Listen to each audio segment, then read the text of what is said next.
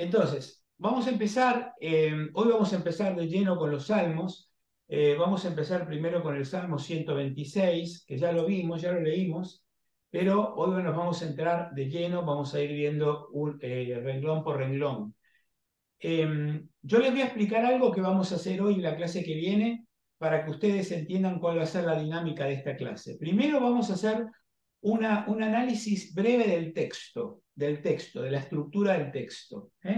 Esa es un poquito la parte más, quizás más aburrida, menos interesante, pero yo se las doy a pesar de que, de vuelta, no es lo central porque nosotros siempre queremos buscar la espiritualidad del texto, pero a mí me parece sí que son herramientas que ustedes pueden ir manejando. Las que ya hicieron el curso conmigo de los libros sapienciales, ustedes van a escuchar cosas que se van a repetir, que son cosas del texto, de cómo se analiza el texto, que si hay paralelismos, que si hay antítesis y todas esas cosas, que las vamos a ir viendo para que ustedes sepan, porque la idea mía es esta, miren chicas, es darle a ustedes las herramientas para que después ustedes lean los salmos y puedan hacer lo mismo que hacemos acá en clase, lo puedan hacer ustedes solas.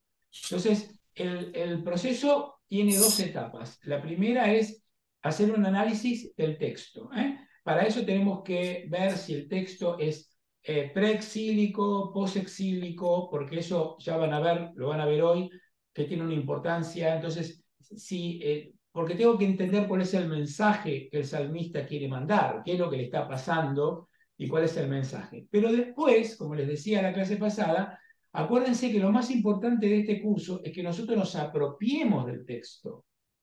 O sea, no un texto que escribió alguien hace 3.000 años. No, no, no. Ahora soy yo el que lo leo. Yo, Adrián, que vivo acá en Miami 2023 y que me pasan un montón de cosas y entonces lo leo en clave personal.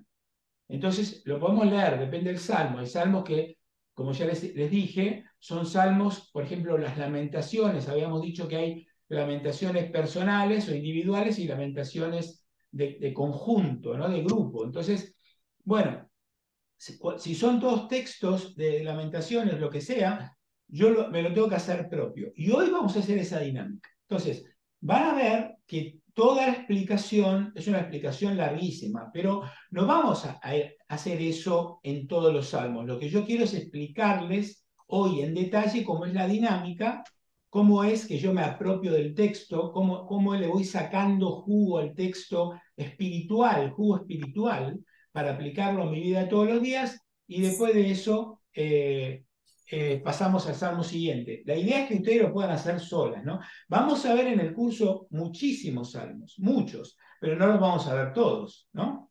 Pero los más importantes sí los vamos a ir viendo. Otra cosa, yo les dije que lo que nosotros vamos a ir analizando los salmos según los sentimientos que están involucrados en el salmo. ¿Ok? Según los sentimientos. Entonces, hoy vamos a ver primero el Salmo 126, después vamos a ver el Salmo 23, que ustedes conocen muy bien, el Señor es mi pastor, nada me falta. Bueno, son dos salmos muy bonitos. Eh, vamos cuando ustedes me escuchen y vean el análisis que yo hago del texto, van a ver que cuando uno lo lee así de primeras, uno no piensa en todo eso. Pero justamente esa es la dinámica en la que yo las quiero meter.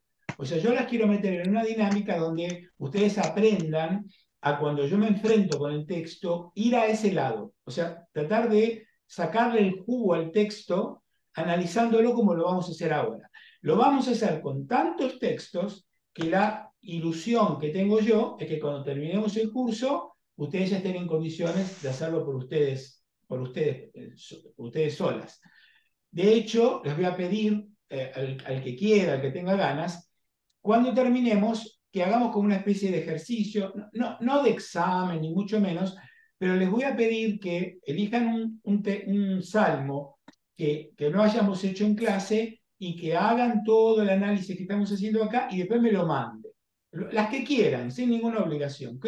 Pero como para chequear si realmente lograron entender cuál era la dinámica del análisis del texto y cuál era y cómo hago para apropiármelo, ¿no? Entonces hacemos un ejercicio y las que quieran me lo mandan, ¿ok? Muy bien.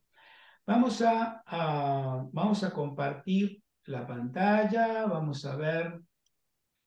eh,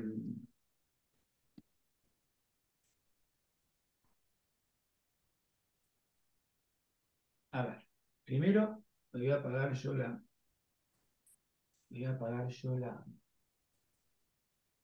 el video porque me distrae. Muy bien. Ahora vamos a compartir.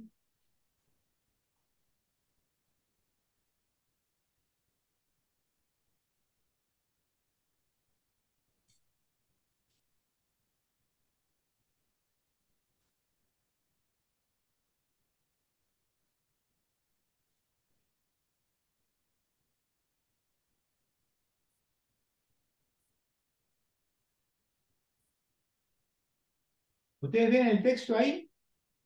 Sí. Bueno, Sí, sí. eh, bueno, vamos a empezar, como hacemos siempre, vamos a empezar con una oración que vamos a aprovechar y vamos a empezar rezando este salmo en el nombre del Padre, y el Hijo y el Espíritu Santo. Amén.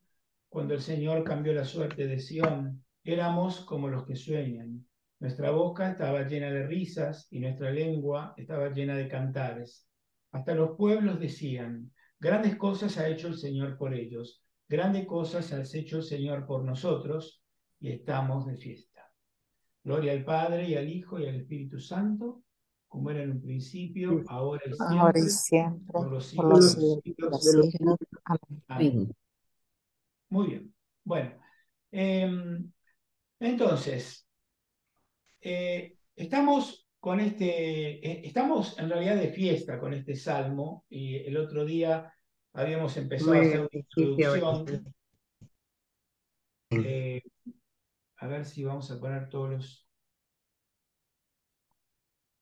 Silvia, si puedes, por favor, poner en mute tu micrófono.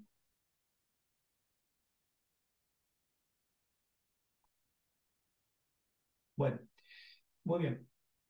Entonces les decía que estamos de fiesta, el otro día habíamos empezado con una introducción del libro, además vimos algunos elementos de información, una especie de contenido teológico espiritual, o sea, una introducción que podría haber sido más extensa, pero yo creo que con lo que vimos es más que suficiente. Y lo que vamos a hacer ahora es lanzarnos directamente sobre los textos de los salmos.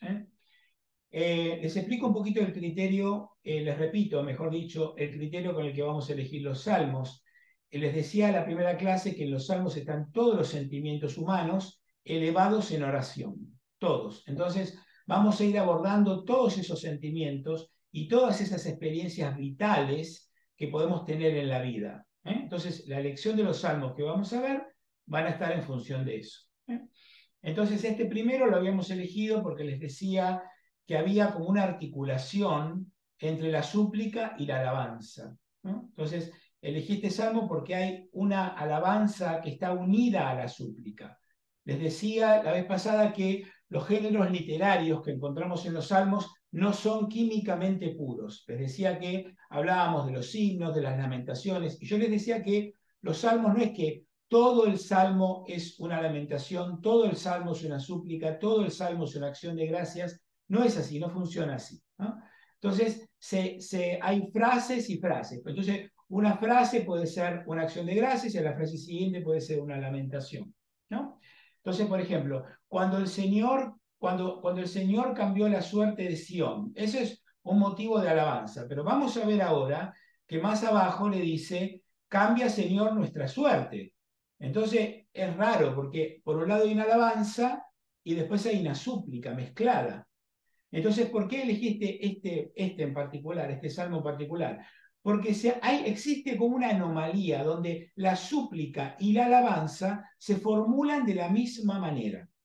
¿Qué quiero decir con esto? O sea, el texto dice, cuando el Señor cambió la suerte de Sión, y más abajo dice, que el Señor cambie nuestra suerte. Entonces nos vamos a preguntar, ya van a ver, nos vamos a preguntar y decir, bueno, entonces, ¿le cambió la suerte o no se la cambió? Porque en la primera parece darle alabanza porque le cambió la suerte. Y en la segunda parece que le está pidiendo que le cambie la suerte, ¿no? O sea, la primera es claramente una alabanza y la segunda es una súplica. Entonces, vamos a ir viendo eso bien en detalle. Bueno, vamos a ir ahora, vamos a parar esto y vamos a compartir otro documento, que es este. ¿Lo ven ahí? Sí, sí. Bueno, entonces, esperen que no sé por qué se ve esta parte del... Ahí. ¿Lo ven?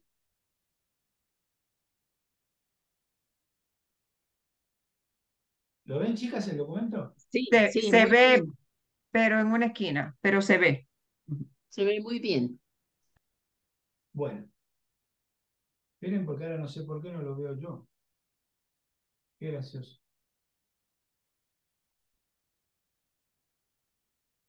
Esperen que lo vamos a hacer de nuevo, a ver si ahora funciona.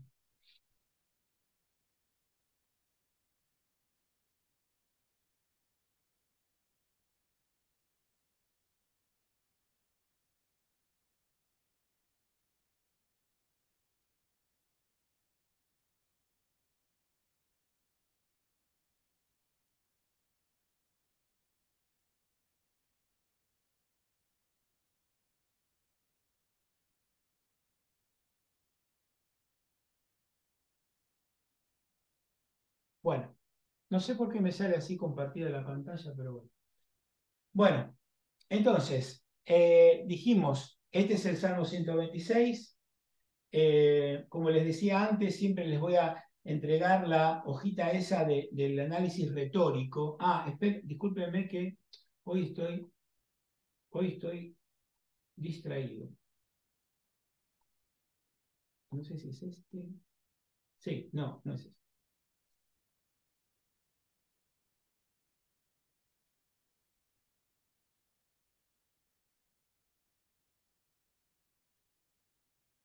Ahí está. Bueno, entonces, fíjense, vamos a hacer brevemente este análisis retórico, que es lo que yo les decía que me gustaría que hagan cada vez que se enfrentan con un salmo, ¿no?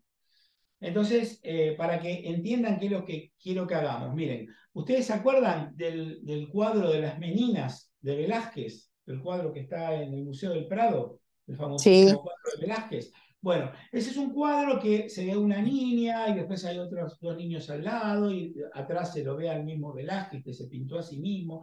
Entonces, es como si yo viera el cuadro de Velázquez y me están pensando en explicar las partes del cuadro, ¿no? Entonces me dicen, bueno, la niña tiene un vestido blanco por por esta razón, el fondo este es oscuro por esta razón, pero en algún momento tengo que sacarle todos esos andamios que le llamamos nosotros, ese análisis retórico, y tengo que empezar a ver el texto en su totalidad.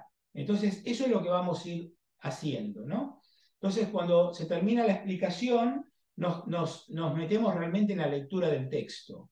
Y como dice el dicho, ¿no? Al mar se lo conoce nadándolo. Entonces nosotros tenemos que ir conociendo los salmos, rezándolos y leyéndolos, ¿no? Bueno, entonces, fíjense, vemos una cosa que nos llama la atención y que, como les decía antes, y que la primera parte del salmo empieza con la alabanza esa, ¿no? Cuando el Señor cambió la suerte de Sión. Empieza así.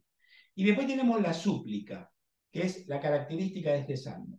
No es que haya primero una alabanza y después la súplica, que esto pasa en muchos salmos, sino que la súplica se formula de la misma manera que la alabanza. Se está alabando al Señor porque cambió la suerte de Sión y después dice que el Señor cambie nuestra suerte. Entonces, como les decía, ¿le cambió la suerte o no? Entonces, lo que tiene este salmo es que hace una alabanza y después una súplica. Perdón, no es que hace una alabanza, es una súplica, sino que es una súplica que se formula de manera idéntica a la alabanza. Entonces, cuando me hago la pregunta de si le cambió la suerte o no, entonces, ¿qué es lo que observamos? Que primero que se usan las dos grandes partes, tanto para la alabanza como la súplica, de la misma manera. Dice, cuando el Señor cambió la suerte de Sión, que el Señor cambie nuestra suerte. La estructura de la frase parece la misma, ¿no? Y después dice, nuestra boca está llena de risas y nuestra lengua está llena de cantares. Y ahí, ¿qué es lo que notamos? Que hay un sinónimo. Fíjense que hay un sinónimo entre boca y lengua, están en sinónimo, y risas y cantares están en sinónimo.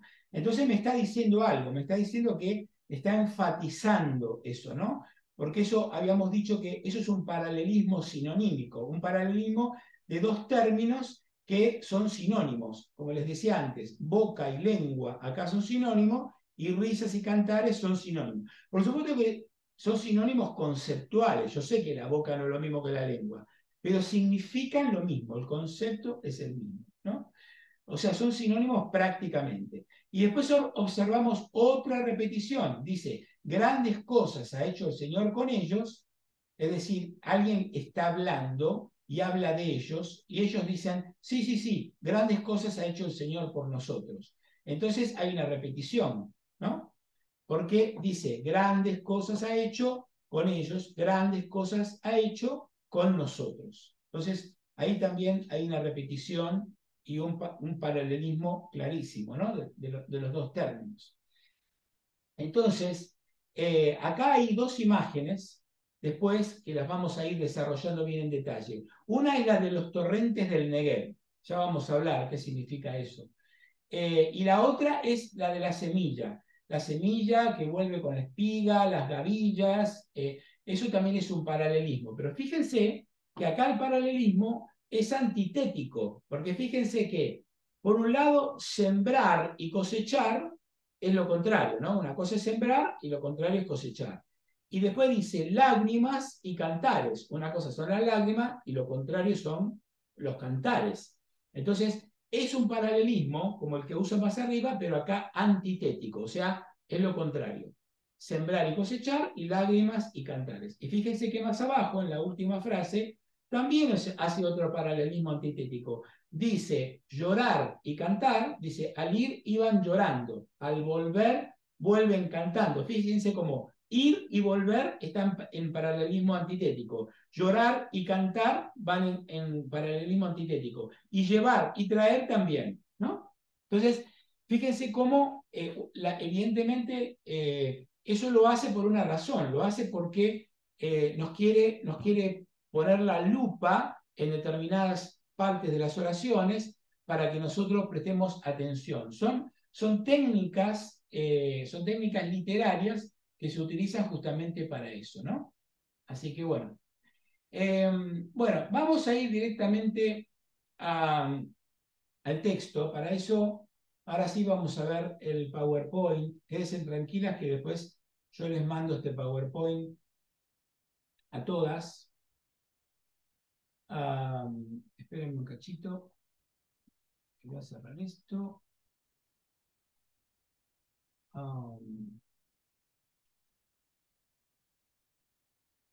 Ahí está. Muy bien. Ahora vamos a compartir. Muy bien. Muy bien. Ahí estamos. Bueno, entonces, vamos a entrar directamente al texto. Una vez que vimos un poquito la arquitectura, la primera cuestión que tenemos que afrontar es ¿qué significa esto de que cuando el Señor cambió la suerte de Sión? Hay muchas traducciones, ustedes fíjense en sus Biblias, una traducción que se pueden encontrar es cuando el Señor hizo regresar a los deportados. No sé si alguna de ustedes tiene esa versión. Yo tengo acá dos Biblias, una la Cantera Iglesias y otra la Biblia de Jerusalén. Y en la Biblia de Jerusalén dice cuando el Señor repatrió a los cautivos de Sión. Y en la otra dice cuando el Señor cambió la suerte de Sión. Bueno, les voy a explicar un poquito por qué pasa esto. Depende de la Biblia, puede ser una opción y la otra. Entonces, ¿qué es lo que pasa acá? Porque son dos cosas muy distintas, ¿no? Una cosa es hablar de los deportados y otra cosa es hablar de que cambió la suerte de Sión. Entonces, ¿qué es lo que está pasando acá? Bueno, lo que está pasando es que, por un lado, tengo el verbo, que lo vamos a ver más adelante con el Salmo 23, tengo el verbo hebreo sub, que significa volver o cambiar. Las dos cosas significan. Sub es el verbo que ya lo habíamos visto la clase pasada y lo vimos como el verbo que se usa para la conversión. Cuando yo quiero hablar de que una persona se convierte, uso este verbo, sub, porque lo que quiere decir es que yo voy caminando para un lado y me volteo, empiezo a caminar para el lado contrario. Cambio el sentido de la dirección por donde voy. Entonces, sub, en sentido literal, significa volver, pero también significa cambiar, de acuerdo con el contexto, ¿no? Es decir, el sentido normal es el del movimiento, como les decía antes. Yo voy para allá, vuelvo para el otro lado, ¿no? Se utiliza en sentido ese normal. Pero también se usa en un sentido metafórico, como les decía antes con el tema de la conversión. Entonces, me alejo de Dios, me vuelvo para Dios. Entonces, este verbo se utiliza, acuérdense eso, ¿no? Entonces, estamos usando el verbo sub, que se utiliza en el sentido de volver o en el sentido de cambiar. Pero eso, ¿qué es lo que pasa? Que se usa con el matiz de cambiar, de dar la vuelta, de cuando yo giro, ¿no? Y puede tener el matiz de convertirse. Entonces, como el verbo puede querer decir cambiar o volver, tenemos que ver cómo es el sustantivo que tiene al lado. Entonces, porque claro, ¿qué es el problema? ¿De qué es lo que se vuelve? O sea, vuelve, pero ¿de qué? Y si es cambiar, ¿cambia de qué? Entonces, el sustantivo que hay ahí, en el texto hebreo, dependiendo de la vocalización, acuérdense lo que dijimos en la clase pasada, que los textos hebreos no tienen vocales y que se los pusieron los masoretas, ¿se acuerdan? Entonces, dependiendo de la vocalización, puede ser ese sustantivo, puede ser cambio o puede ser deportado, de acuerdo a cómo le ponga unas vocales u otras. ¿Se acuerdan que les dije? Yo puedo poner C espacio, S espacio, y eso puede ser casi, casa, cosas muy distintas. Acá nos pasa lo mismo. Entonces, dependiendo cómo se le ponga unas vocales u otras, el sustantivo que está al lado de ese verbo sub puede decir cambio o deportados. Entonces, claro, con el verbo cambiar no hay dudas. Cambiar es cambiar, volver, regresar, pero el sustantivo sí. Si el sustantivo tiene la misma raíz y el mismo sentido de cambiar, sería cambiar el cambio. ¿Entienden? O sea, si en una de las acepciones yo uso el verbo como cambiar y el sustantivo es cambio, entonces lo que dice el texto es que cambiar el cambio, ¿no? Pero si el sustantivo es deportados, entonces va a ser muy diferente, porque eso de cambiar no es, entonces uso la versión de volver, y por eso habla de que vuelvan los deportados. Les aclaro una cosa, chicas, no está ni bien ni mal, es una opción o la otra. Cualquiera de los dos textos se pueden utilizar. Entonces, cuando el verbo está en una conjugación que se llama causativa, que provoca, que causa el efecto. Entonces dice, cuando el Señor hizo volver a los deportados, o cuando el Señor hizo cambiar el cambio, ¿entienden? Entonces, para traducirlo un poquito más legible, es que en las Biblias ponen, en el fondo, en el sentido de esa expresión, de que cambió la suerte, ¿no? Porque para no poner cambió el cambio, porque queda feo de leer. Entonces por eso se pone cambió la suerte. Pero los dos textos van igual. Entonces, en ese sentido, es que hace los dos tipos de traducciones que tenemos en nuestras Biblias. Pero ahora vamos a tratar de, primero antes, para entender qué es lo que me está queriendo decir el salmista, tengo que contextualizar históricamente este salmo. ¿Se acuerdan que les dije que vamos a tratar de ver siempre primero qué era lo que le estaba pasando al pueblo de Israel, ¿no? Entonces, fíjense que hay una realidad de lo que le pasaba al pueblo de Israel para cada una de estas dos posibilidades. Para la de cambiar la suerte de Sión o para la de que vuelvan los deportados. ¿Y por qué es esto? Bueno, muy fácil, porque ¿qué es el exilio? ¿Qué significa volver del exilio? ¿Qué significa estar deportado? Bueno, el exilio fue para Israel el momento de mayor crisis. Es un pueblo que había sufrido muchas invasiones, como les decía el otro día, la invasión de los asirios, la peor que fue la invasión de Babilonia, que los dejó muy marcados porque fue un momento de una enorme crisis. No fue solo una crisis política, sino que fue todo un momento de crisis religiosa. Se destruyó el templo. Es como si de repente todos los puntos de referencia se hubiesen caído, ¿no? Y eso se ve mucho en los textos de los profetas. En los textos de los profetas, que los profetas dicen, Isaías dice, ya no tenemos ni templo, ni profetas, ni sacerdote, ni holocausto, ni lugar donde ofrecer misericordia. O sea, lo que quiere decir es, todos los puntos de referencia se perdieron. Entonces, ¿por qué esto es fuerte? Porque, ¿qué era lo que había pasado? Los judíos se acordaban de qué? De la promesa que Dios le había hecho a Abraham. Dios le promete a Abraham una tierra. Y al mismo Abraham le cuesta mucho llegar a esa tierra. De hecho, Abraham ni la ve. Y después eso le pasa a Moisés, ¿no? Que está 40 años dando vuelta por el desierto y quería una tierra y él tampoco llega, ¿no? Entonces, ¿qué pasa con el exilio? Que los deportan, que después de que costó tanto tener esta tierra, viene el enemigo y me deporta y me quedo fuera de esa tierra que me había prometido Dios. Entonces, claro, eso que era constitutivo de la identidad del pueblo de Israel, porque esa tierra se les había prometido Dios, se les había dado Dios, ahora la tierra esa no está porque me echaron. Entonces no hay ningún punto de referencia. Y la gran pregunta es, ¿dónde está Dios? ¿Dónde está la promesa que nos hizo? ¿Dónde está la promesa que le hizo el rey David? Que le prometió que iba a haber una dinastía davídica. ¿Y dónde está? Si, acuérdense que David le quiere construir un templo y Dios le dice que no, y al final el templo se lo construye Salomón, pero, y le dice, pero yo te construiré, le dice Dios, yo te construiré una casa a ti, es decir, con la famosa descendencia davídica, que esa va a ser la casa de Israel. Pero ahora no hay ni rey, ni templo, ni holocausto, ni nada. Con el exilio se acaba la monarquía y se acaba toda la promesa que le hizo a David.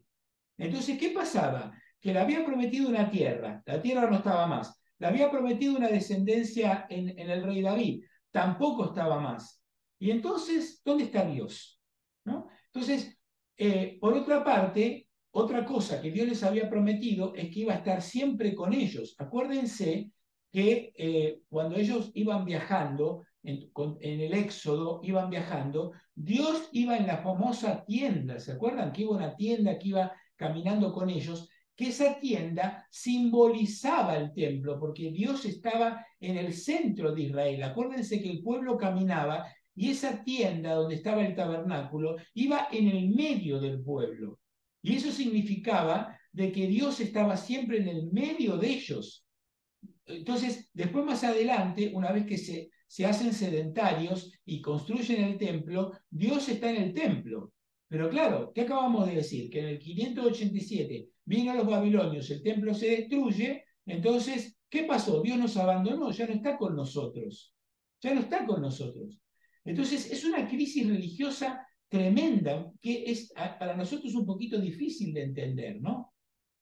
¿Por qué? Porque ellos creían a rajatabla, como correspondía, porque este es un Dios de promesas, es un Dios que hace promesas y las cumple, porque en definitiva le había prometido a Abraham una tierra y se la dio, le había prometido al rey David una descendencia y se la dio, y había prometido estar con ellos y estuvo 40 años caminando con ellos por el desierto y lo cumplió. Acuérdense que iba caminando una nube que significaba la Shekinah, la presencia de Dios con el pueblo, mientras ellos iban caminando, y a la noche aparecía como una llamarada de fuego que los iluminaba y les daba calor. Entonces era la presencia constante de Dios con el pueblo. ¿Y ahora qué pasa? Y ahora estamos en Babilonia, desterrados, en un lugar donde hablan otro idioma, donde adoran otros dioses. Entonces ahí uno comprende, cuando uno dice, este es un salmo post-exílico. ¿Qué significa esto?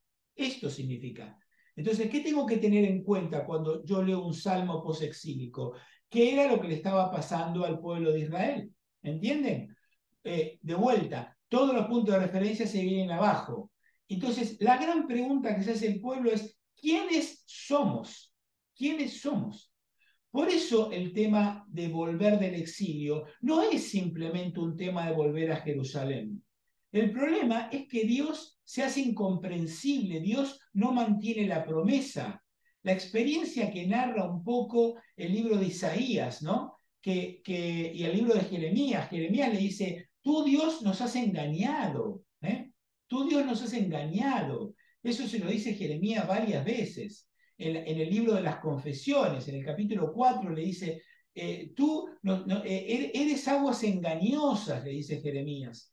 Nos has abandonado, ¿por qué? Entonces, claro, ahora estamos sin tierra, sin Dios, sin templo, sin monarquía, sin la promesa de David, no tenemos ni jefe ni príncipe, ¿no?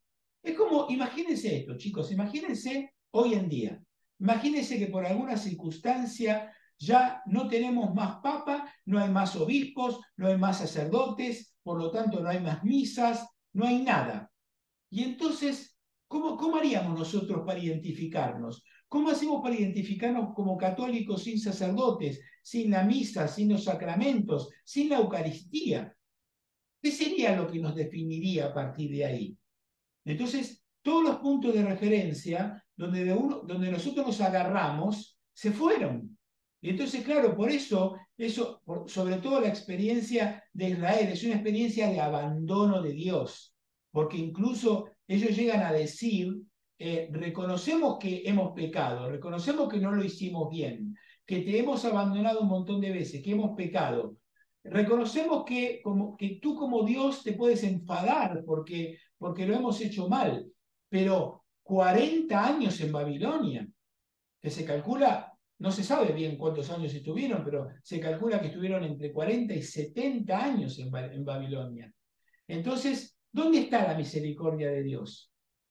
¿No? Y otra opción es que nos has engañado por otra causa, ¿no? Lo que decía Jeremías, nos has engañado. ¿Por qué? Porque en definitiva son más fuertes los dioses de Babilonia. Porque tú ya ves que eres el gran Dios, que dijiste que eras el único, pero en definitiva vinieron los babilonios con su Dios y ganaron. Entonces quiere decir que el Dios de Babilonia es más fuerte que Yahvé. Entonces aquí caben solo dos cosas. O nos has entregado a ellos, con lo cual queda en entredicho toda la bondad y la misericordia de la que tanto hablamos, ¿no? Entonces Israel está en crisis. Es yo diría que es la crisis por antonomasia, ¿no? La de no poder ver, donde todo se confunde, donde pierdo todos los puntos de identidad. Por eso el tema de volver del exilio no solo es volver a la patria y reconstruir el templo. Volver del exilio es volver otra vez a encontrar a Dios, de buscarlo y encontrarlo. Es como cuando uno pasa un momento muy malo en la vida y como les decía el otro día, y parece que todas las luces se apagan, que nada tiene sentido, que uno no ve nada claro, y de repente uno vuelve a recobrar ese pulso de la vida, vuelve a recobrar la fe, vuelve a recobrar el sentido de la vida. Entonces, de vuelta, no es solamente volver a Jerusalén. Puedes volver a Jerusalén y no encontrar nada. No, significa la reconciliación, la restauración de la relación con Dios, ¿no? Entonces, las veces que aparece en Jeremías esa expresión, ¿no? Esa expresión famosa que encontramos tanto en el libro de la consolación, eso de poder buscar a Dios de todo corazón y encontrarlo, ¿no?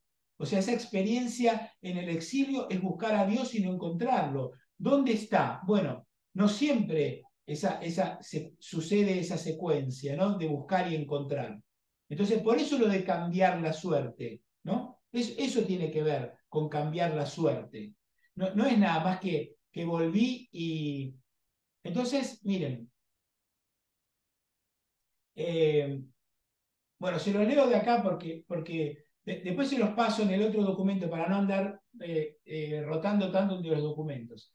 Les ponía, hay un texto muy lindo de Jeremías, del capítulo 29, que les quería leer porque van a ver cómo viene de lo que les hablaba antes, ¿no? Entonces, en Jeremías 29:10 dice, esto es lo que dice el Señor, cuando se cumplan 70 años en Babilonia, por eso creemos que estuvieron 70 años, me ocuparé de ustedes, les cumpliré mis promesas trayéndolos de nuevo a este lugar.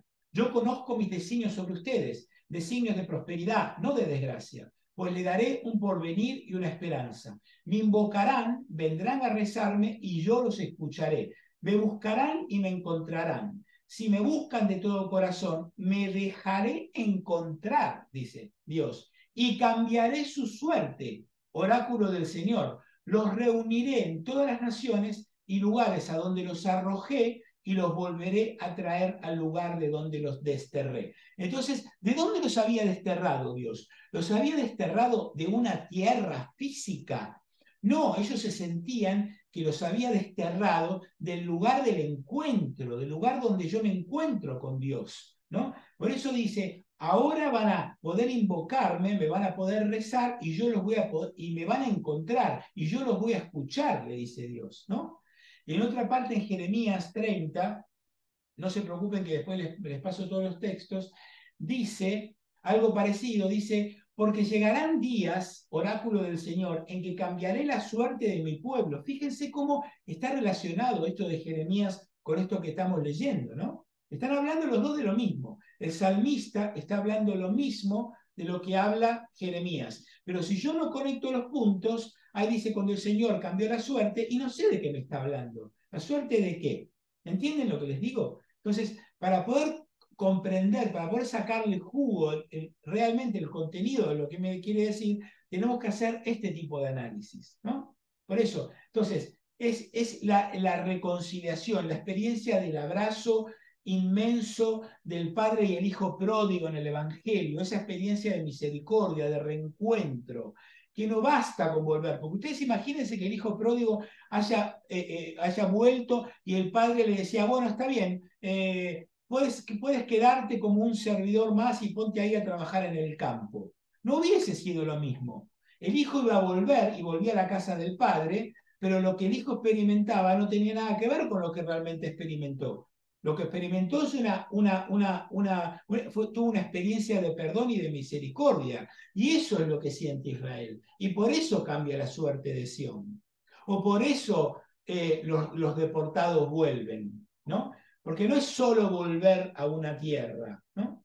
Fíjense, por último, lo que dice en Jeremías 33. Dice, yo mismo les traeré restablecimiento y sanación y los colmaré de paz y de fidelidad. Cambiaré la suerte de Judá. Fíjense, otra vez lo mismo, ¿no? Cambiar la suerte de Sión, la suerte de Judá. Es lo mismo. Y la suerte de Israel. Y los edificaré como en otro tiempo. Los purificaré de todos los crímenes que cometieron contra mí. Les perdonaré todos los crímenes que cometieron rebelándose contra mí.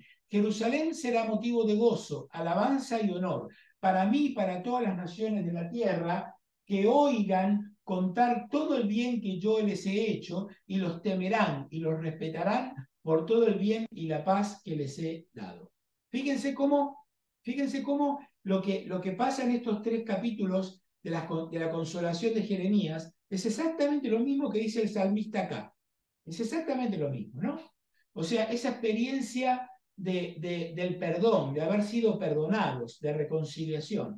Entonces, cambiar la suerte no es que me gané el gordo de Navidad, no es que fui y me gané la lotería. No, no se trata de eso, no es que cambió la suerte en ese sentido, ¿no? Que de repente te iba mal y ahora te va bien. No tiene que ver con algo fortuito, ¿no? Porque la suerte tiene que ver con eso, con algo fortuito. No, tiene que ver con algo que parece inédito.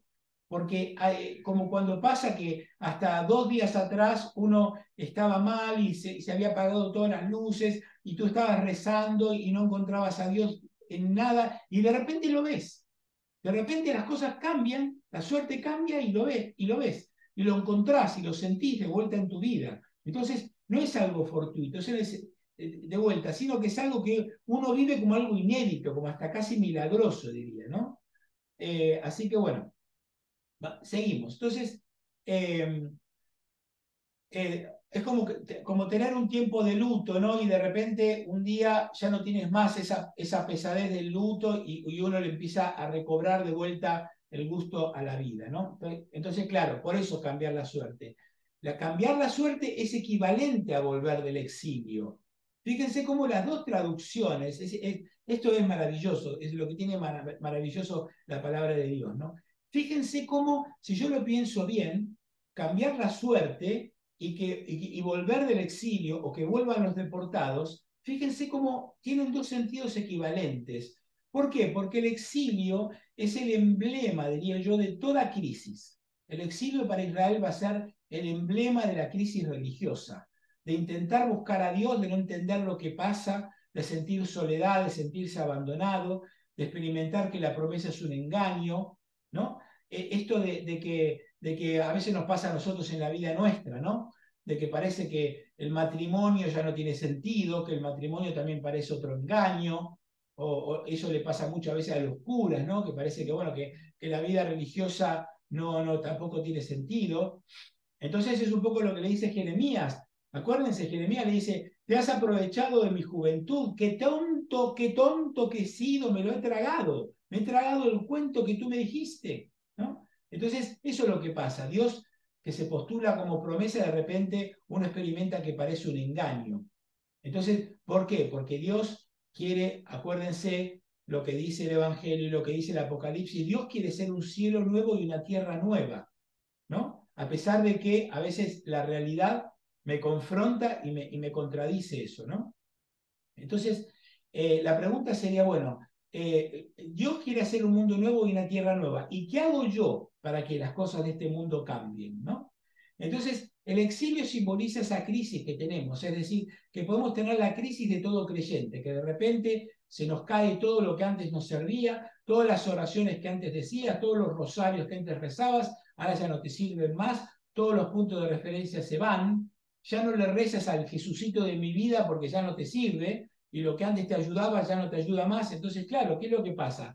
Que Dios cambie la suerte, que le dé ese giro, que es como volver del exilio, y volver del exilio es como que Dios cambia la suerte, porque es algo que estábamos sufriendo tanto y de repente ya no está. Entonces un día te levantas y ya no está. De repente un día tú puedes relacionarte bien con Dios, con la vida, y por eso más adelante dice que nos parecía soñar, ¿no? Nos parecía soñar. Entonces, bueno, entonces, claro, esta experiencia de poder volver a encontrarse lo que produce esa gran alegría, ¿no? Entonces, eso es lo que dice, como sigue, dice, éramos como los que sueñan. Claro, ¿por qué dice eso? O hay otra traducción que dice, nos parecía soñar, ¿no? Por eso, eran como los que sueñan, sería más apropiado el texto original, ¿no? Entonces, claro, los que sueñan, eso tiene como dos matices. El matiz primero, el más obvio, es que, bueno, ¿qué es el sueño? ¿Qué es soñar?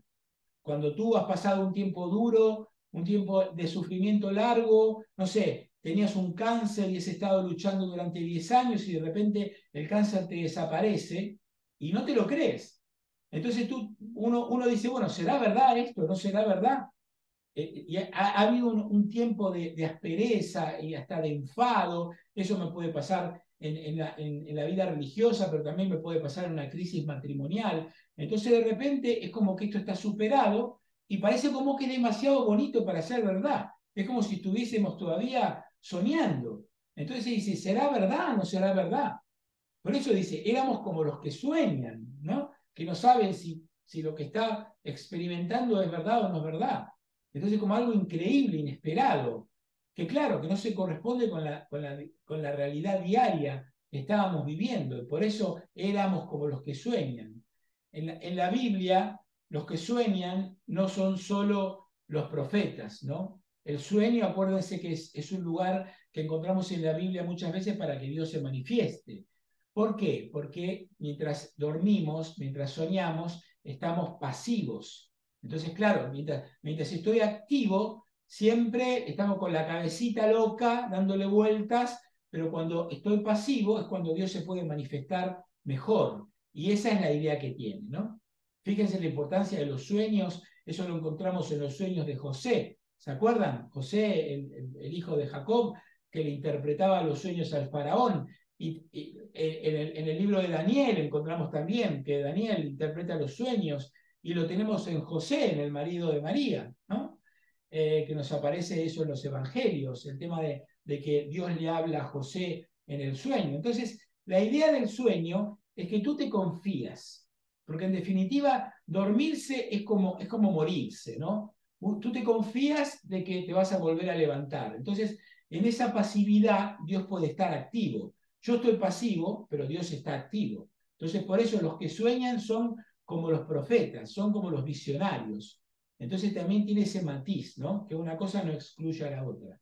Entonces, ¿qué aportaría este complemento con lo que veníamos hablando? Entonces, tiene ese matriz que los profetas, como ustedes ya lo habrán visto en los si han estudiado alguna vez el libro de profetas, no es que en los sueños que ven cosas raras, no es que ven algo del más allá, no. Lo que ven en realidad es una experiencia, tiene una experiencia espiritual, una experiencia de Dios. Entonces, ¿qué es lo que ven en esta vuelta cuando el pueblo vuelve? Bueno, que no solamente están regresando a Jerusalén o a Israel, sino que están regresando a Dios, que lo pueden volver a encontrar a Dios, que hay una nueva alianza después del exilio, ¿no? Entonces, en el exilio parece que todo se había terminado, que la alianza con Dios había terminado, pero hay una nueva alianza, porque Dios quiere hacer nuevas todas las cosas, y por lo tanto, esa nueva alianza comporta volver a hacer, como volver a armar esa relación, ¿no? Como restablecer esa relación, y por eso lo que ven no es simplemente una circunstancia política de que el pueblo estaba en el exilio, entonces vino el rey Ciro. ¿Se acuerdan cómo vuelve Israel a la Tierra Santa, no? Porque viene el rey persa que los libera, que es un rey magnánimo y que los deja volver a la Tierra Santa. Entonces, no es que se refiere solo a esa cuestión que podría ser más política. Ellos ven detrás de esa circunstancia. Entonces, claro que hay una cuestión política, pero no solo eso. Ven cómo Dios guía la historia, guía al pueblo de Israel a través de la historia. Entonces, por lo tanto, no es solamente volver de una cuestión geográfica, sino que es una cuestión, yo diría, espiritual, teológica, ¿no? Entonces, es algo que me afecta al interior. Por eso ellos ven más allá.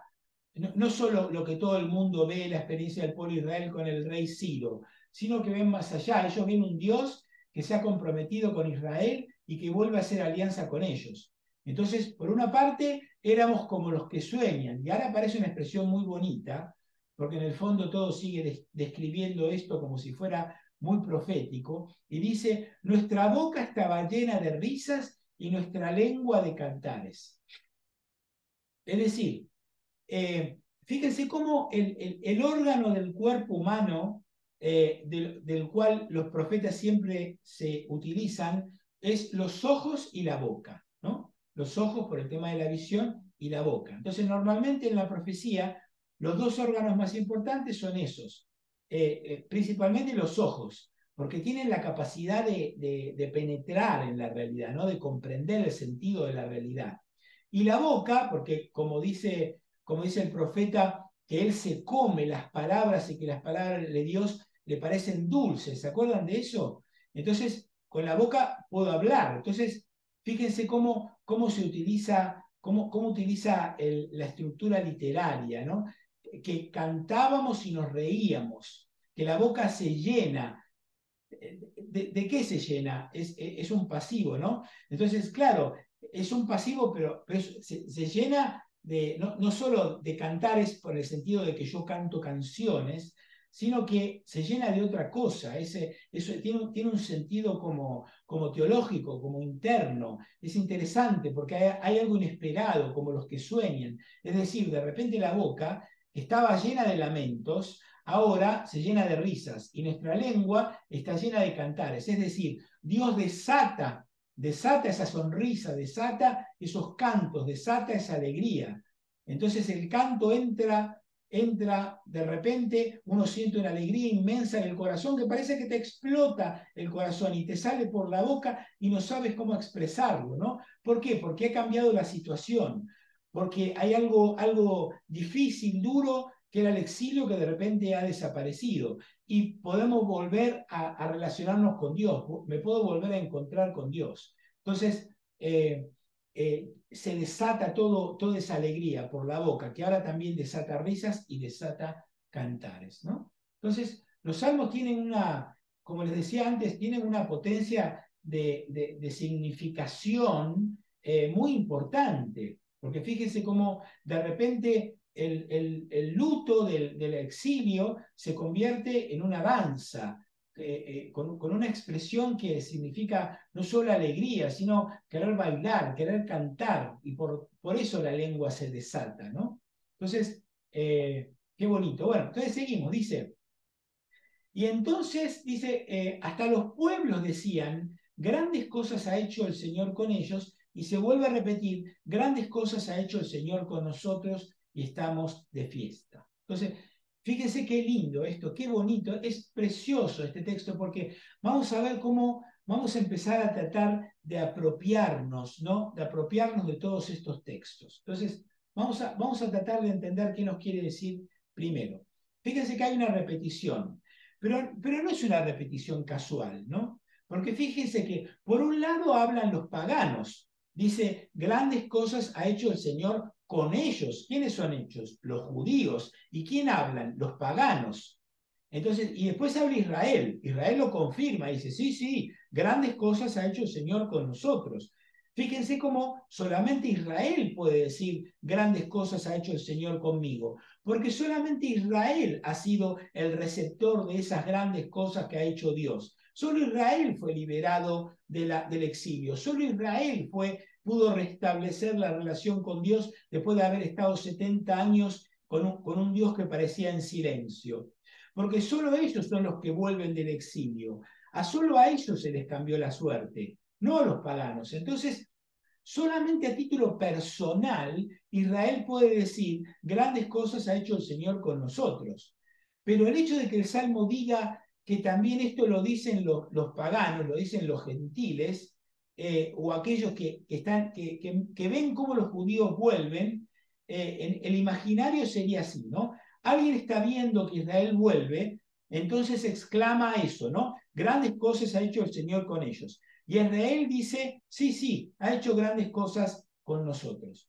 Entonces empiezan a decirnos en un estilo más directo, ¿no? Hasta los pueblos decían, grandes cosas ha hecho el Señor con ellos. Y se vuelve a repetir, grandes cosas ha hecho el Señor con nosotros y estamos de fiesta, ¿no? Entonces, fíjense, ¿cómo podemos nosotros apropiarnos de esta primera parte del texto, ¿no? Fíjense, vamos a empezar de atrás para adelante. Vamos a ver, cuando yo soy testigo de algo que le pasa al otro, vamos a ponernos primero en los zapatos del pagano. Yo ahora soy el pagano y yo veo que el Señor hace grandes cosas por otro hermano. Hay un hermano que fue conmigo de peregrinación a Meyugori y fuimos los dos, y los dos somos de la misma parroquia, y los dos tenemos los mismos antecedentes, y somos parecidos en la espiritualidad, en todo, y de repente la Virgen se le manifiesta a él, no a mí, a él. Y le dice cosas maravillosas. Y yo veo cómo la persona se quiebra del amor de la Virgen que se le manifiesta. Y la persona se larga a llorar. Y yo estoy al lado de esa persona. Y yo no estoy experimentando nada. El Señor no ha hecho grandes cosas conmigo. Hizo grandes cosas con el hermano ese que tengo al lado. ¿Cómo reacciono yo? ¿Cómo reacciono? Yo digo, a mí también se me llena la boca de risas y la lengua de cantares para decir, mira lo que el Señor ha hecho con ellos. Y eso lo digo con un ejemplo bien clarito como puede ser el de Meyugori, pero también puede ser que el hijo de mi amiga se me hizo sacerdote y el hijo mío no quiere ir ni a misa. O puede ser que la hija de mi vecina, que es una persona que ni a misa va, que no le importa a Dios, la hija se le hizo religiosa y ahora está con la monja de los corazones traspasados. Y mi hija no quiere saber nada de Dios. ¿Y cómo reacciono yo? Entonces, esto es una... Por eso les digo que cómo hago para apropiarme del texto, cómo lo hago mío. Porque ¿saben qué pasa, chicas? Que a veces la boca se me llena de risas y a veces me lleno el corazón de bronca. Que digo, ¿por qué la Virgen le habló a él si yo me siento mejor católico que él? ¿Por qué el hijo de él se hizo sacerdote si mi hijo mucho mejor que el de él? ¿Por qué la hija de mi vecina se hizo religiosa? ¿Entienden lo que les digo? Entonces, si a mí me pasa eso, si yo leo esto y ahora yo me apropio del texto, digo, pero, no, a mí no se me llena la boca de risa. Entonces le digo, Señor, por favor, que cuando tú le cambies la suerte a mi hermano, que lléname el corazón de tu amor para que mi boca también se llene de risas, para que yo me pueda alegrar con la alegría de mi vecino, para que a mí se me llene la lengua de cantares con el bienestar de mi vecino, cuando mi hermano le pasan cosas maravillosas y el Señor obra maravillas, que yo también me logre contentar, que yo también se me llene la boca de risas, ¿no? Entonces, estar alerta a eso. La pregunta que me gustaría que nos hagamos todos sería, ¿yo hago eso? ¿A mí se me llena la boca de risas cuando no es a mí con el Señor, cuando el Señor me cambia la suerte, cuando le cambia la suerte al vecino y a mí no me pasa nada? Cuando yo hace 20 años que le estoy rezando para que mi hijo vuelva a misa y mi hijo no vuelve a misa y el de mi hermano se hizo sacerdote, no solo volvió a misa, se hizo sacerdote. Entonces, eso de entender que Dios es un misterio, porque nosotros lo analizamos todo en un sentido de merecimientos, ¿no? Entonces yo me lo merezco. Yo me merezco tener un hijo sacerdote. ¿Por qué? Porque yo soy diácono. Yo soy diácono. Yo estuve 5 años en el bendito seminario estudiando como una mula y ahora, ¿y por qué el hijo del desgraciado que él se hizo sacerdote? Si yo soy mucho mejor que él. Porque lo entendemos así, como cuestión de Adrián, merecer. Entendemos que todo lo que tenemos en nuestra vida espiritual es pura gratuidad, todo es gratis. Que yo sea diácono es gratis, que todos nosotros tengamos fe es gratis, la Eucaristía es gratis, la encarnación del Señor es gratis, la muerte y resurrección del Señor es gratis, todo es gratis. Yo no me merezco nada, ni ninguno de nosotros se merece nada. Entonces yo tengo que aprender a que mi corazón tiene que reaccionar así, tiene que reaccionar que cuando yo lo veo a mi hermano en un retiro de Maús, que estuvo 30 años sin ir a misa y de repente fue al retiro de Maús y ahora me quiere él dar explicaciones a mí de cómo yo tengo que ir a misa, me tengo que poner contento, no importa, bueno, lo tengo que tratar con alegría, decir, qué suerte que volvió, que ahora está caminando los caminos del Señor, ¿no? Entonces, por eso les decía, chicas, que cuando una cosa es leer el texto así nomás y otra cosa es apropiármelo. Apropiármelo me pone a mí en peligro. Me pone en peligro, por eso no lo queremos hacer. Porque significa empezar a cuestionarme. Entonces, eso sería ponerme en los zapatos del pagano. ¿Y qué pasa cuando las grandes cosas me pasan a mí? ¿Qué pasa cuando las grandes cosas me pasan a mí? Yo logro compartirlas, porque fíjense, los paganos veían como el pueblo de Israel volvía, los veía caminar, los veía entrar de vuelta en la Tierra Santa. Y ellos también se ponían contentos. Los paganos también se ponían contentos porque al otro le había cambiado la suerte. Entonces yo digo, y cuando a mí me toca la suerte, y cuando yo soy el que el Dios, el Señor hace maravillas conmigo, yo lo comparto eso.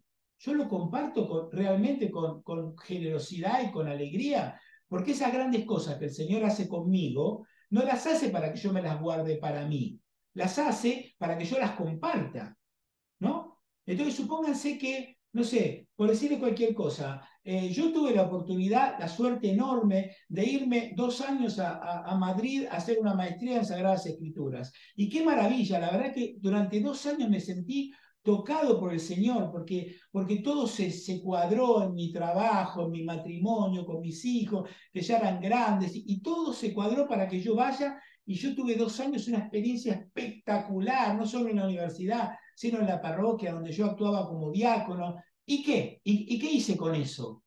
Y todas esas maravillas que Dios hizo en mí, ¿yo qué hice con eso? ¿Me las guardé para mí? ¿Me las guardé para mí? ¿O las trato de compartir? Bueno, por eso estoy acá, chicas, por eso estoy acá. Por eso estoy tratando de compartir con ustedes estas maravillas que el Señor hizo conmigo, porque me las dio para que yo las reparta. Entonces, ¿cómo soy yo cuando el Señor hace maravillas conmigo? Yo las comparto generosamente con los demás, lo que sea que el Señor haya hecho, lo que sea. Les pongo mi ejemplo y discúlpenme, no es que me quiera poner autorreferencial, pero es para darles un ejemplo para que ustedes entiendan lo que les quiero decir.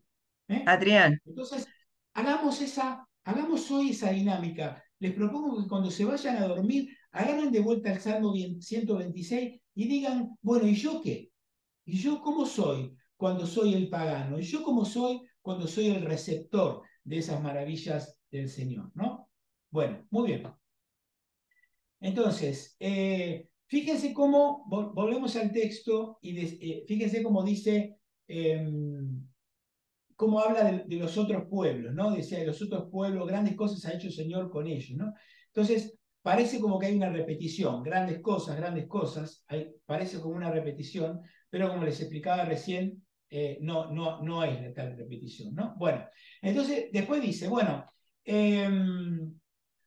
claro, ¿qué es lo que pasa? Que dice, grandes cosas ha hecho el Señor con nosotros y estamos en fiesta, y estamos en fiesta. Fíjense cómo, ¿quién participa de esa fiesta? Participan los judíos y los paganos. Entonces, ¿por qué? Porque viendo que Israel vuelve, o viendo que se ha cambiado la suerte y reconociéndolo, estos que lo dicen están participando también de las grandes cosas que hace el Señor, en cuanto lo reconocen. Los paganos también participan de las cosas que Dios hace cuando reconocen lo que Dios hace con el pueblo judío. ¿Entienden lo que les digo? O sea, cuando yo veo que Dios actúa grandes cosas en otro, por más que no sea yo el receptor, pero tengo que reconocer la acción de Dios en ese hermano, y entonces eso me habla de Dios. ¿Entienden? Entonces, es como, a pesar de que no soy yo el receptor, pero yo estoy testimoniando que Dios hace grandes cosas. No importa conmigo, las hace con otros, ¿no? Entonces, bueno, por eso, es decir, cuando Dios actúa, despliega toda su potencia, toda su generosidad, todo su amor. Entonces, en ese sentido, esta palabra que aparece acá, ¿no? Que también aparece en el Éxodo un montón de veces, el tema de las maravillas. Dios despliega toda esa fuerza, esa creatividad, y nosotros no lo podemos ni pensar. Entonces, es la experiencia de eso, ¿no? De algo sublime, de algo que aunque a veces parece pequeño, pero es sublime y que se escapa a cualquier cosa que yo me pueda imaginar. Porque se va más allá de toda imaginación mía. Actúa a lo grande, actúa derrochando generosidad, amor, misericordia, así es Dios, ¿no? Entonces, solamente Israel puede decir, grandes cosas ha hecho por nosotros, pero en cuanto que los demás lo reconocen y participan también de esas grandes cosas, ¿no? Fíjense cómo es la misma dinámica, para explicarles lo que les quiero decir, es la misma dinámica en la que nos metemos cuando nosotros rezamos el Magnificat de la Virgen. ¿Se acuerdan? El Señor ha hecho grandes cosas, el Señor ha hecho maravillas, dice la Virgen. Pero solamente la Virgen puede decir eso a título personal. Pero nosotros rezamos todos los días el Magnificat. Y al rezar participamos de las grandes cosas que Dios hizo con María, con la Santísima Virgen. Y por lo tanto también reconociendo que Dios hizo maravillas con la Virgen, nos unimos a la fiesta de un Dios que actúa así, que actúa a lo grande. ¿Entiende? Entonces, no es simplemente una repetición, es esta salvación que se vive, esta experiencia de Dios que salva, y es una experiencia que se comparte, ¿no? Ya lo vamos a ver claramente en el Salmo siguiente, es una... ya vamos a ver en el Salmo, el Salmo siguiente que vamos a ver es el del Buen Pastor. Y en el Buen Pastor vamos a ver cómo después dice: el Señor es mi pastor, nada me falta, y después hay una comida de comunión, ¿no? Entonces, fíjense cómo es el mismo concepto. Los demás también participan de la salvación. Entonces, la experiencia de la Virgen yo no la puedo compartir porque ella fue la elegida, este es el tabernáculo. Pero cuando yo hago mío el Magnificat, yo estoy participando de esa maravilla que Dios hizo con la Virgen, ¿no? Entonces, yo también puedo decir, grandes cosas ha hecho el Señor con la Virgen y todos estamos de fiesta por tener un Dios así de maravilloso. ¿Se entienden lo que les quiero decir? Bueno, entonces, les decía, no es solamente una repetición, sino la importancia, como les decía, el contenido, tratar de sacar el contenido teológico, por decirlo de alguna manera, ¿no? De por qué Dios ha hecho grandes cosas y estamos de fiesta.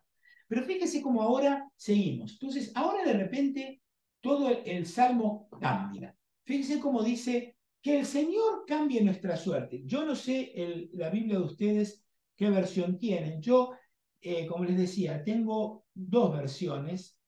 En una tengo que el Señor cambie nuestra suerte, como dice ahí, pero en otra dice, recoge Yahvé a nuestros cautivos, ¿no? Bueno, esto se los acabo de explicar, el tema de la suerte y el tema de los cautivos, de los que estaban exiliados, ¿no? O sea, de vuelta, fíjense cómo que el Señor cambie la suerte es una petición, no es una alabanza, es un pedido, le estoy pidiendo que el Señor cambie nuestra suerte. Pero entonces, les decía, no es inusual que haya una alabanza que está unida a la súplica. De vuelta, lo que sí es inusual es que se utilicen las mismas palabras para armar una alabanza y para armar una súplica. Entonces, ¿cuál es el problema acá? ¿Por qué hacemos hincapié en esto? De vuelta, ¿cambió la suerte o no? ¿Ha hecho grandes cosas o no? Porque si no, ¿para qué le pide?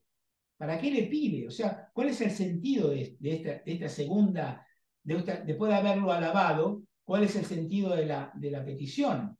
Entonces, si ya ha cambiado la suerte de Sión y le estamos alabando a Dios, ¿por qué ahora le pide que cambie, Señor, que cambie nuestra suerte, que cambie nuestra situación, ¿no? Entonces, parece como una contradicción, pero van a ver que no es ninguna contradicción. Entonces, lo que pasa en este salmo es que ustedes tienen que, como ustedes saben, todos los biblistas tienen distintas interpretaciones de todos los textos, ¿no? Entonces, algunos lo que dicen es, bueno, lo que hay acá es un problema de utilización de verbos, porque dicen, bueno, ha cambiado la suerte de Sión, bueno, lo que pasa es que dice que el Señor cambie la suerte, pero tendrá que haber puesto el Señor cambió nuestra suerte. Entonces, si vuelve a usar el mismo verbo, que el Señor cambió la suerte como usa más arriba, entonces está todo bien. Pero, ¿cuál es el problema? Que cuando vamos al texto hebreo, no dice eso. No dice cambió. Hay otros que dicen, bueno, puede ser que esté en verbo, que el Señor cambiará nuestra suerte como los torrentes del Negev. No. Ese es el problema. Entonces, si esa explicación no me cuadra, porque ahí no dice cambió, dice que cambie, que el Señor cambie nuestra suerte. Eso es lo que dice el texto. Entonces, claro, ¿qué pasa? ¿Que cómo lo puedo comprender? Nosotros pensamos que la vuelta del exilio pudo haber sido maravillosa, ¿no? Todos volvieron, estaban todos contentos. Pero vamos a pensar un poquito más detenidamente esa experiencia, ¿no? Fíjense, dice, bueno, perfecto, los judíos volvieron, pero ¿qué pasó cuando volvieron? Se los voy a poner, y la veo acá, Malula, que está acá presente. Malula me va a entender como nadie en esta idea. Imagínense que los cubanos pudiesen volver a Cuba, que ahora el régimen, por alguna cuestión maravillosa, un milagro de Dios, el régimen termina, y todos los comunistas se van, y de repente viene un gobierno democrático, dice que todos los cubanos que viven en el exilio, que viven en Estados Unidos, que vuelvan. Entonces Malula, que se fue de chiquitita, vuelve a su casa. ¿Y qué encuentra? Y obviamente Malula se fue de Cuba hace 50 años o más, ¿y qué encuentra? Y encuentra una familia que está viviendo en su casa. Y le dice, pero esta es mi casa. Y Malula dice, sí, pero antes que tú estés acá, hace 50 años el gobierno comunista me la robó. Entonces, ¿de quién es la casa? Entonces, ¿qué era lo que pasaba? Posiblemente, ¿qué pasaba? Que, primero, los judíos no querían volver, no querían volver, porque ya llevaban 40, 50, 70, no importa, un montón de años en Babilonia. ¿Y qué era lo que había pasado? Que se habían acomodado, que habían conseguido un trabajo. De hecho, eso se nota mucho en el libro de Isaías, eso lo vamos a ver después, ¿no? Pero Isaías le dice, en el capítulo 55, le dice, venid, venid, que hay agua gratis, venid, ¿no? Claro, ¿por qué le dice venid? Porque no iban. ¿Y por qué no iban? Y, de hecho, no solo dice eso Isaías, dice, quien venga va a entrar en la alianza de David. Claro, ¿qué quiere decir eso? Que no querían volver, porque ¿qué había pasado? Primero que las tierras se habían redistribuido, lo que yo les explicaba de Malula si quiere volver a Cuba. Entonces, ¿qué pasaba? Que para favorecer a la gente que se había quedado, le habían dado las tierras, las mejores tierras. Entonces, si Malula tenía una tierra donde había un montón de viñedos y la familia de Malula se dedicaba a hacer vino, entonces, claro, Malula volvía y ahora ese señor ya tenía su casa y ya explotaba los viñedos y hacía vino. Entonces, claro, estos vuelven, Malula vuelve, pretende recuperar la tierra, que era la tierra de sus padres, entonces entra en conflicto con los que se habían quedado. Que, acuérdense que ya les expliqué en la clase pasada, ¿quiénes fueron los que se quedaron? Los que se quedaron normalmente eran los más pobres de la sociedad, como en el caso de Cuba, ¿no? Entonces, un poco, ¿qué pasaba? Que los poderosos, los dignatarios, los sacerdotes, los señores, el rey, toda la corte del rey, se la habían llevado a Babilonia. Y ahí los trataron bien. ¿Y qué pasó? Que todas estas personas encontraron trabajo donde, en el Palacio Real, algunos hacían de traductores, otros le ayudaban al rey a llevar las cuentas, empezaron a hacer dinerito. Ustedes saben que los israelitas son particularmente buenos con eso. Entonces, claro, Israel estaba completamente devastada, la ciudad estaba destruida. Entonces, ¿qué pasaba? Que evidentemente, si querían volver, lo mínimo que querían que le devuelvan las tierras, pero cuando volvían veían que estaban ocupadas. Entonces estaba ese conflicto, ¿no? Por otra parte, ¿qué pasaba? Que los que se quedaron no habían hecho nada. O sea, no es que los que se quedaron levantaron la economía, volvieron a reconstruir el templo, no, los que se quedaron eran los más pobres de los pobres y vivieron como pudieron. No pudieron volver a reconstruir el templo. Jerusalén prácticamente era la destrucción total. Miren cómo se da que Jerusalén estaba tan destruida que habían armado una capital paralela como a unos 10 kilómetros de donde quedaba Jerusalén, ¿no? Entonces, que funcionaba como la ciudad, como la ciudad capital.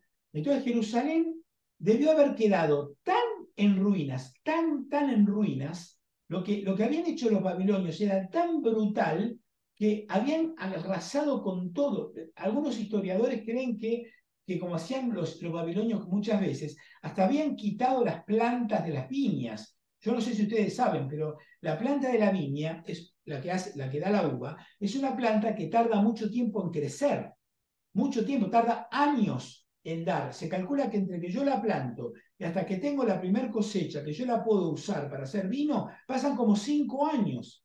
Entonces, ¿qué hacían los babilonios? Arrancaban las viñas para destruir las plantas, para que el que vuelva, que no tenga ganas de volver, para destruir por completo el pueblo ese, ¿no? Era como una forma de aniquilarlos por completo. Entonces, todos esos cultivos que eran muy costosos, los arrasaban, entonces los mermaban económicamente de forma total. Entonces, los que se quedaron no tuvieron oportunidad de revertir la situación, de volver todo de nuevo. Entonces, Israel estaba económicamente arrasada, con lo cual, si una persona estaba bien en Babilonia, ustedes imagínense lo que le pasa a Malula y a tantos cubanos que vinieron acá, desarrollaron una empresa o una profesión y se hicieron de un nombre, se compraron una casa y tienen una posición económica, y ahora hay que volver a Cuba que no hay nada. No hay nada, no hay hospitales, no hay caminos, no hay nada.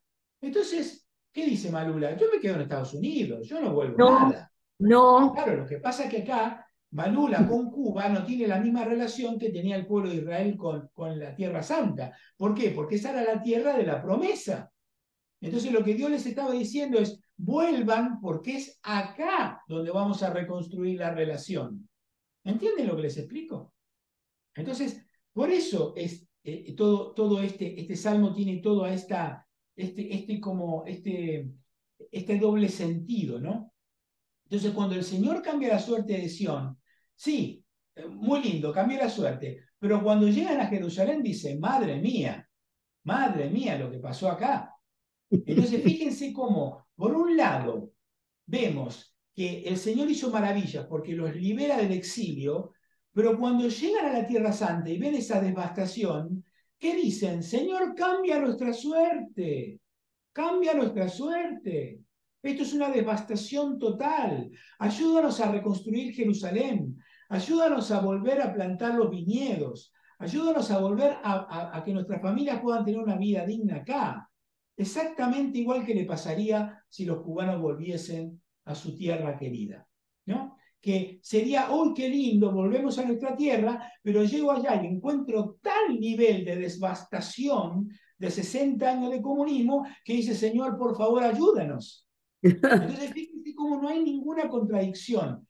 Cuando el Señor cambió la suerte de Sión, perfecto, porque fue cuando Ciro los libera y ellos empiezan a volver, y fue una maravilla poder volver. ¿Por qué es una maravilla? Porque es en la Tierra Santa donde vamos a restablecer la relación. Pero ¿qué dice después? Llegan y ven la devastación y dicen, Señor, cambia nuestra suerte, ayúdanos, ¿no? Bueno, lo vamos a dejar acá porque tenemos que ver lo del torrente del Negev, que eso es todo un tema. Les voy a anticipar nada más. No sé si los que tuvieron la suerte de ir a la Tierra Santa, si les explicaron esto, ¿no? Pero les voy a hacer un intro, la seguimos la clase que viene. El Negev es la parte del sur de Israel. Yo creo que tengo un mapita por acá, no me acuerdo. A ver, me parece que no. No tengo un mapita acá. Bueno, no importa. El Negev es la parte del sur. Entonces, el Negev es un desierto. Es un desierto. Pero no es un desierto como yo me imagino el desierto de Arabia Saudita, ¿no? Ustedes los que fueron a Tierra Santa lo saben. Es un desierto de roca, no es un desierto de arena. Entonces, esa roca tiene cañadones. Tiene cañadones. Entonces, ¿qué pasa? Que cuando se larga a llover, cuando llega la época de las lluvias, entonces la clase que viene les voy a mostrar un video donde van a ver cómo empiezan los torrentes. ¿Qué son los torrentes del Negev? Que son esos cañadones que de repente hay un montón de turistas ahí que van caminando por los cañadones y de repente viene el agua, sin que diga agua va, literalmente, y viene el agua e inunda todo, pero lo inunda todo porque es como que viene la inundación, como que viene el huracán, ¿no? Viene así el agua de golpe y, ¡rum! Y todo lo llena. ¿Y qué pasa? Que cuando pasa eso, todo eso se vuelve un vergel, porque empieza a correr el agua y al poco tiempo empiezan a florecer las flores, empiezan a crecer las plantas. Entonces, eso es lo que le pido al Señor, que el Señor me cambie la suerte como los torrentes del Negev, ¿no? Pero bueno, eso exige una explicación mucho más larga, así que eso lo vamos a dejar para la clase que viene. ¿Ok? Bueno, entonces, hoy hicimos un pequeño ejercicio de apropiación. Vamos a hacer la clase que viene un segundo, con todo esto de que van sembrando con las lágrimas y vuelven cantando. Vamos a hacer otro ejercicio con esa de apropiación y con eso vamos a tratar de establecer la dinámica. Perdónenme que me lleve tanto tiempo para explicar solo un parrafito, pero se los quiero hacer así de detallado para que ustedes entiendan qué es lo que qué es lo que quiero que hagamos con los textos, ¿ok? ¿Cuál es la dinámica en la que quiero que se metan? ¿Ok? Adrián, Bueno, ¿alguien quiere hacer algún comentario? si quería, con el permiso de las demás, hacer un par de comentarios. Una vez aquí en la traducción mía, que se parece mucho, por cierto, a la que tú has leído, quería saber si esto de la suerte se puede poner, por ejemplo, la introducción de esto dice, haz que cambie nuestra suerte. Es la introducción al Salmo. No se puede decir destino o Ah, interpretarlo como sí, destino. sí, en realidad ahí lo que estarías haciendo respecto al texto original es hacer una Ujú, interpretación, porque exacto. evidentemente el destino tiene es una palabrita que espiritualmente es un poquito Sí, yo complicada sé, yo porque sé, yo sé. por lo de la predestinación, que nosotros no Sí, creemos eso, Exacto. yo entonces, sé. bueno, es un poquito delicada, por eso no me gusta Ajá. tanto la palabra, pero sí con destino quiere decir Pero en el que buen sentido, exacto. sí, que vino Ciro y que éramos Ajá. esclavos y de repente nos permitió volver a la tierra de Israel y eso es una maravilla, te lo tomo. Ok. Y lo otro es, en esto de interpretar los salmos, tú sabes que tú mencionas palabras de la traducción, o sea, del libro original, hebreo, etcétera. Para nosotras, por ejemplo, cuando nosotras leemos el salmo, ¿cómo o dónde uno puede buscar esa raíz para poderlo interpretar de la manera que tú nos estás enseñando? Porque, por ejemplo, yo ahora entendí lo que tú explicas del Claro. momento en que ese salmo se escribió, pero yo, por ejemplo, cojo el Salmo 23, por ejemplo, y cómo yo puedo hacer eso, buscar esa raíz antes de leerlo e interpretarlo. Esa es la parte en que yo me siento como que tengo ese espacio que no sé cómo Yo, hacer referencia. yo te voy a dejar un libro, lo que Ok. pasa que es un libro maravilloso del libro de los Salmos, que es con el cual yo estudié y que te explica los 150 salmos, donde Wow. cualquier salmo que tú quieras, tú vas ahí y vas a encontrar Ay, qué una belleza. El explicación. Por preámbulo. supuesto que ahí no te Ajá. va a hablar tanto de la apropiación, porque eso es No, una no, cosa que no. hago yo, porque yo hago Ujú, espiritualidad bíblica. Pero esa parte que tú buscas la vas a ujú. encontrar ahí. ¿Eh? Ok, Entonces es un ok. libro maravilloso que va salmo por salmo haciendo ese tipo de análisis que nosotros llamamos análisis retórico, ¿eh? Para Perfecto. entender las claves de esas palabras fundamentales que uno... De hecho, en el salmo que viene, en el salmo 23 vas a ver Ujú. que el Salmo vuelve a usar la palabrita esta que usamos hoy y usa otra que es nefes, que quiere decir garganta, y cómo es importante saber esas cosas. Bueno, todas esas cosas yo las saqué del libro ese. Entonces, Ok. después, si quieres, te lo compras y si te interesa hacer esto como dinámica para que quieres, te repito, Claro. vamos a ver un montón de salmos, pero obviamente que no, ni cerca vamos a estar de ver todos. Entonces, si hay Ujú. alguno que no lo vimos y tú lo quieres hacer, puedes ir al libro y esas cositas las vas a encontrar. Después la Perfecto. apropiación la tienes que hacer tú. Claro, claro. Eso es lo que tú nos estás enseñando. Exacto. Claro, así es. Se Mm. entendió cómo, con el primer párrafo, Claro, cómo yo claro. me puedo apropiar? Sí. Si lo puedes poner en el email que nos manda, así lo compartes con todos, con todas. Por Sí, claro. favor, El El nombre libro se del Adrián. libro. llama. Ujú. Sí, Así claro, es, por favor. claro que sí. Gracias, De gracias. nada. ¿Alguien más quiere decir algo? Malulita, perdóname que te usé como ejemplo, pero creo No, que, muy bueno, muy bueno. creo que son la única cubana del grupo, así que. Muy buen ejemplo. Son realidades. Bueno, yo estoy fascinada con la explicación del Salmo y ahora me di cuenta que no lo sé interpretar yo. Sí, Bueno, Lo pero no mismo. es culpa tuya, no es culpa tuya. Lamentablemente no nos enseñan estas cosas, no nos enseñan. sí. Dios mío, me Entonces, siento así como que no sé nada. Sí, no, no, a no, mí me no, no, pasa no te lo sientas mismo. así, no te sientas A así mí me para nada. pasa lo mismo, Adrián. O Muy sea, bello. como